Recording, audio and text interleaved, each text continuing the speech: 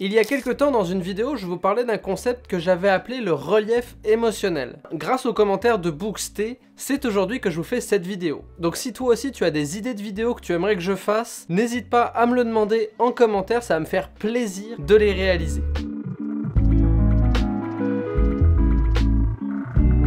Le relief émotionnel, qu'est-ce que c'est au final? Pour faire simple, le relief émotionnel, c'est de venir créer du relief. Tu ne veux pas que ton film ait une énergie linéaire, tu veux qu'il y ait des moments beaucoup plus intenses et des moments beaucoup plus doux. Ce relief-là va créer une profondeur et une réalité à ton film. C'est un moyen pour toi de développer et de créer de la profondeur dans tes films. Ça va te permettre de créer un film qui, à mes yeux, va être beaucoup plus vivant, vrai, et qui va aussi te permettre au spectateur d'être plongé dedans. Ça va être une manière pour toi de venir créer un lien émotionnel entre ton film et le spectateur pour qu'il soit émotionnellement investi dedans. L'exemple que je peux donner, c'est mon film Le Petit Tour de l'Est. Quand j'ai monté la première version et que je l'ai envoyé à différentes personnes, ils sont tous revenus avec le même commentaire. Ouais, ok, il se passe rien de concret dans ton film au final, parce qu'il n'y a pas de complexité, il n'y a pas de défi, on sait pertinemment qu'il va le réussir son défi au bout de 10 minutes, et le film en dure 20. Donc si rendu à la moitié du film, les gens ont déjà compris que la quête allait être un succès, qu'il n'y allait pas avoir d'embûche, bah c'est un peu triste. Et donc, ce que j'ai fait pour retravailler le relief émotionnel de ce film-là, pour le rendre plus intéressant, c'est que je suis venu travailler sur une blessure que Antonin avait à la cheville pour créer une certaine forme de suspense. Est-ce que Antonin va réussir son défi? Est-ce qu'il va réussir à le faire malgré sa blessure? Toutes ces questions-là, c'est des questions que j'aimerais que les spectateurs se posent pendant qu'ils regardent mon film. De cette manière-là, ils ne sont pas juste uniquement plongés dans l'histoire, mais ils sont investis dans l'histoire. Cette différence-là entre ces deux est très importante à comprendre parce que dans le premier cas, votre spectateur va être simplement spectateur de votre film, il va juste le regarder, mais de l'autre côté, justement, votre personnage va transmettre des émotions, votre film va en transmettre, ce qui fait que votre spectateur, lui, va être plongé et votre film va passer d'un simple film à plus à une expérience parce que votre spectateur va vivre des émotions au travers de ça.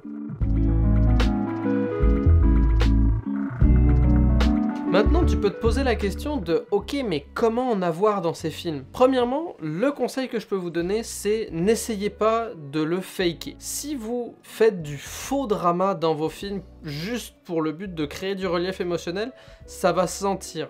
On va avoir l'émotion que vous nous avez dupé dans votre film et qu'il n'y a pas réellement eu ces challenges-là. Ça va décrédibiliser votre film et personnellement, c'est vraiment quelque chose que je ne vous conseille pas. Justement, gardez ce concept de relief émotionnel-là. Lors de votre tournage, pensez-y, réfléchissez à comment, avec l'ensemble des événements qui s'est réellement passé, où se trouvent les points hauts, mais où se trouvent les points bas. L'exemple que je peux vous donner, c'est Vitrail. Sa course, c'est tellement bien passé qu'il fallait que je trouve une pierre angulaire. Et bien, plutôt que d'essayer de parler des moments moins bons qui ont été pendant sa course, justement, je me suis focalisé sur le moment juste avant. Ça a été un moment où, avant sa course, elle a tout remis en question, même le fait de le faire. Et j'avais pas considéré la fatigue de mon corps. Je pensais être revenue vraiment au top de ma forme.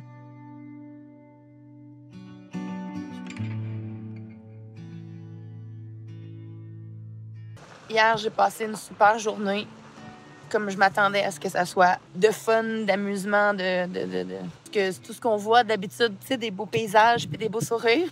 Aujourd'hui, je me sens dans une toute autre traversée, dans beaucoup de vulnérabilité, dans beaucoup de doutes. Cette scène très courte là, au sein de mon film, je l'ai placée juste après un gros high d'énergie pour justement que la différence entre le gros high et la réalité soit vraiment marquée.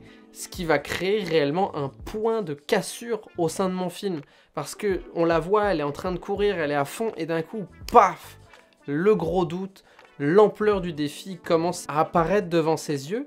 Et au final, elle se rend compte que c'est vraiment dur de faire 170 km. Et à partir de ce moment-là où on a touché le fond, je la fais remonter. petit à petit, on la voit reprendre confiance, continuer les entraînements, jusqu'à arriver au moment de la course, où là, il va se passer ce qui doit se passer. Mais comme j'ai créé une certaine forme de doute juste avant, on n'a pas la certitude que Julie va réussir son défi. Bien qu'elle l'ait réussi à merveille et qu'elle a volé au-dessus de la course, on n'a pas cette impression-là. On a plus l'impression qu'elle a fait le travail sur elle-même pour justement travailler et continuer de remonter cette pente pour réatteindre un nouveau point très haut dans le film qui est l'arrivée, où là, on a l'accomplissement, le résultat et la réussite de plusieurs mois de travail acharné pour justement atteindre cet objectif-là, ses proches sont là, bref, ça vient amplifier toutes les émotions qu'a vécues Julie et ça nous permet de les retranscrire au sein du film pour les spectateurs.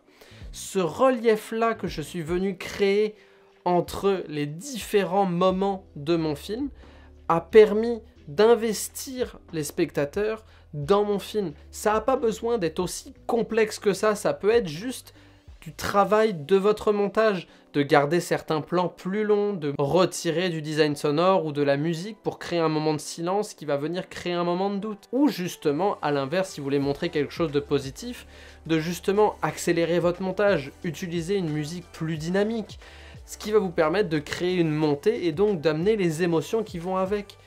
Et ensuite, vous allez pouvoir créer ce relief-là. Libre à vous de trouver votre manière de créer du relief émotionnel, mais à mes yeux, c'est ce qui différencie un film d'un très bon film. Quand il y en a et qu'il est bien dosé, qu'il est bien fait, on le sent même pas et on a vraiment l'impression d'être plongé au cœur de l'histoire. On s'identifie à notre sujet. Et voilà, j'espère que cette vidéo vous aura plu. Si, comme Booksté, vous avez des vidéos que vous aimeriez que je fasse, n'hésitez pas à me le dire en commentaire, mais aussi n'hésitez pas à commenter, liker et à partager. Et sur ce, je vous dis faites de bonnes vidéos, à la prochaine, ciao tout le monde.